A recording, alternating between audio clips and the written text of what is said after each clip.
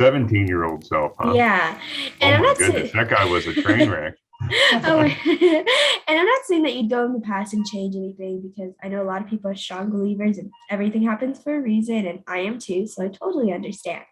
But maybe just something you'd have loved to hear back then.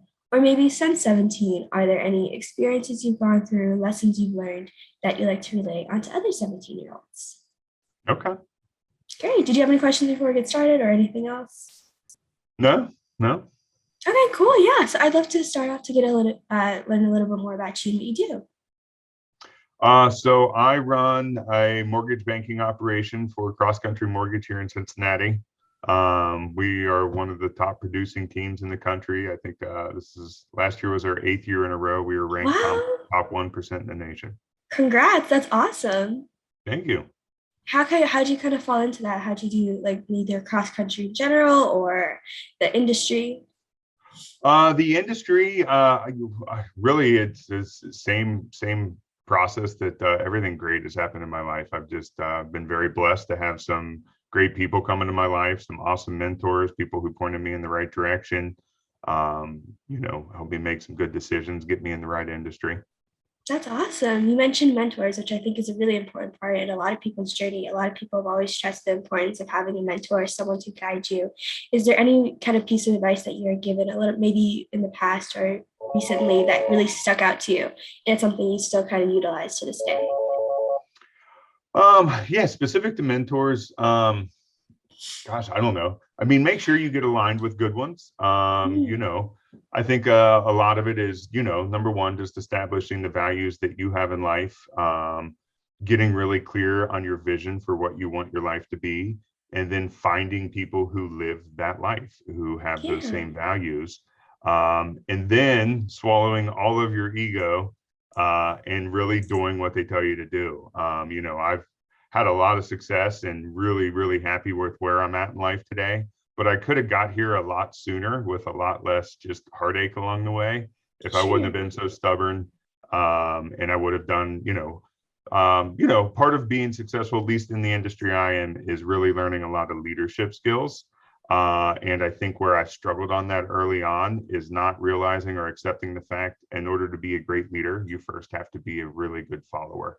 Mm, I think a lot of it is a big piece for me that I thought was really hokey when I would hear it back in the day is get super clear on what your vision is.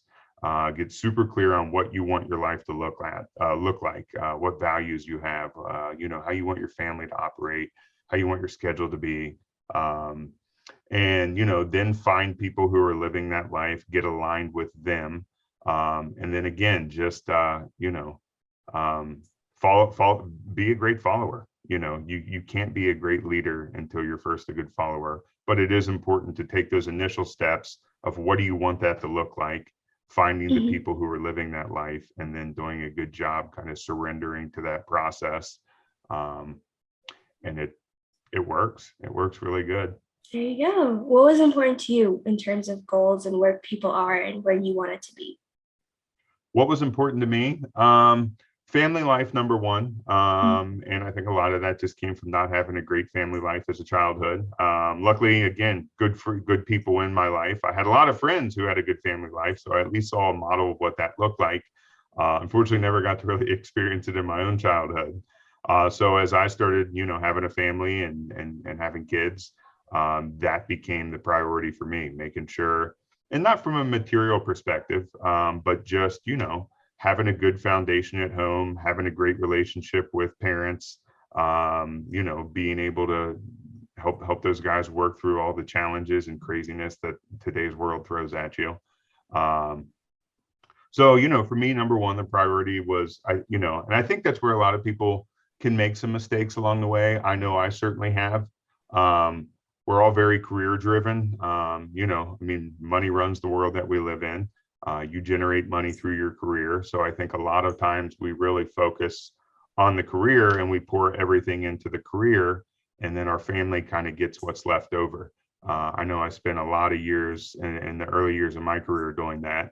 And that's something I wish, I don't know that you want to go back and change anything, but, yeah, I wish I would have been more aware at the time. yeah. Just the importance, um, of really putting all your focus, all your effort, everything that you do into the vision of what you want your life to look like.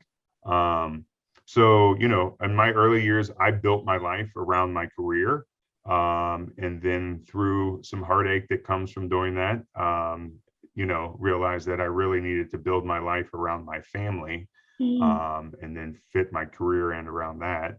And it sounds weird because you would think, well, that's going to slow down your success in your career, but it really doesn't. When yeah. you have balance, think of it as a wheel, right? I mean, if you're purely focused on career, but you have no focus on family, you're going to have an out of balance wheel. Well, out of balance wheels don't go down the road very smooth, and they certainly don't go very fast. Sure. So when you maybe take some back from that career and get more balance in your family, get more balance with friends, get more balance in your spiritual life, um, you go down the path of life much smoother and much faster. Yeah, awesome. That's yeah. I've talked to a lot of people, and they say balance is a really, really important. Balancing, your life, personal life and your business, because going extreme on either end might, not help in the long run. Yeah. And I've seen other people the other way, their family's everything, everything, everything, and they don't put much into the career. And I'm sure that, I mean, I guarantee that can be very rewarding. But I think with a little more balance focused in the other way, it'd be even more rewarding. Yeah, exactly. Is there anything that you'd say either to your 17-year-old in the past, or maybe looking forward to 17-year-olds in the future? Maybe some advice in business or personal life, other than the balance nugget, which is a really great part. Yeah. Um, yeah, gosh, if I could go back to my 17-year-old self, probably one of the most valuable lessons I've learned is you are who you hang around with. Mm, I mentioned early in the call, my 17-year-old me was a train wreck. Won't go into a ton of detail, but gosh, if I was my kid when I was 17, I would have been in a panic. Like I had no direction. I was hanging out with the wrong people, making very bad decisions. Um, and, I look back at every stage of my life when I was kind of a train wreck as a 17-year-old, super driven towards business and not really much focus on anything else. It had, it was all who I was hanging around with. When I was crazy and reckless, I was hanging around with crazy and reckless people. When I neglected my family just to go business, business, business, those were the type of people I was hanging around with. And I think that's where the mentors in your life are super important. And I think that's where defining what you want your life to look like is important. Because once you define that, then those are the type of people and the type of friendships and relationships that you want to seek out. So if there was one thing I would have told my 17-year-old self is your life is going to be who you hang out with. So hang out with better people, because I did not. No offense to any of my friends when I was 17, but you weren't the people I should have been hanging out with. sure, definitely. Awesome. Well, thank you so much for taking some time today and sharing some really amazing wisdom, balance, and who you are who you hang out with. I think is the most important, especially in those formative years, is the transition from teenager to being on your own. That's probably where it matters, like the most, in my opinion, maybe. Of course, it'll always matter your life, but I think that's a really important part. Is there any last thing you'd kind of like to throw out there before I wrap it up? No, I think you make a good point. As far as that specific point, a time in your life, it definitely is a turning point. You hit a lot of crossroads, but always understand you can make new paths too. Yes. Just because you make certain decisions and align yourself a certain way at that age, it's not a path that you're set on forever. Mhm. When you recognize you're off the path of where you want to be, you can always make changes. You can change who you hang out with. You can change your behavior. You can change your efforts. And even today, I'm 42. I will find myself not on the track that I want to be on, and it's just a conscious decision. Everything in life is a choice.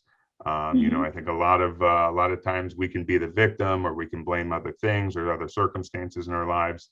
But at the end of the day, what your life is based on the choices that you make, and you're the only person who has control of those choices. Exactly. Awesome. Thank you so much for the time you've taken today. If anyone wants to connect with you, find you, where would they find you? If you Google me in Cincinnati, I'll come up there. Facebook. I'm not a huge social media guy. I thought Facebook was hip, but apparently that makes me old. So I do watch TikTok. I'm not on there. Like I don't make videos, but some of those ones are pretty funny. Yeah. Really awesome. Well, great. Thank you so much for the time today. It was such a pleasure. Absolutely. Have a good one.